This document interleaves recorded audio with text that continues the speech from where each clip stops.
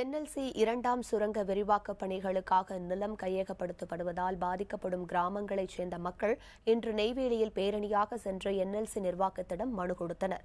இரண்டாம் சுரங்க விரிவாக்கப் பணிகளுக்காக சுரங்கத்தை சுற்றியுள்ள கருவெட்டி, கம்மாபுரம் உள்ளிட்ட 15 கிராமங்களிலிருந்து வீடு மற்றும் நிலங்களை கையகப்படுத்தப்படும் பணிகள் தொடங்கியுள்ளன. இப்படி நிலம் எடுக்கப்படுபவர்களுக்கு ஏக்கர் ஒன்றுக்கு குறைந்தபட்சம் 24 லட்சம் ரூபாய் இழப்பீடு வழங்க வேண்டும். வீட்டிற்கு ஒருவருக்கு வேலை வழங்க வேண்டும். மாற்று குடியிருப்புக்கு இடம் ஒதுக்கும்போது அவர்களிடமிருந்து எடுக்கப்படும் நிலத்திற்கு இணையாக வீட்டுமனை வழங்க வேண்டும் என்பன உள்ளிட்ட கோரிக்கைகளை வலியுறுத்தி பல்வேறு கிராமங்களைச் சேர்ந்த மக்கள் இன்று நெய்வேலியில் பேரணி நடத்தினர். எம்ஜிஆர் சிலையிலிருந்து என்எல்சி தலைமை அலுவலகம் நோக்கி இவர்கள் பேரணியாக சென்றனர். பேரணியின் இறுதியில் என்எல்சி தலைவரை சந்தித்து அவர்கள் மனு அளித்தனர். மத்திய மாநில அரசுகள் தலையிட்டு தங்கள் கோரிக்கைகளை நிறைவேற்ற வேண்டும் என்று கிராம மக்கள் வேண்டுகோள் விடுத்தனர்.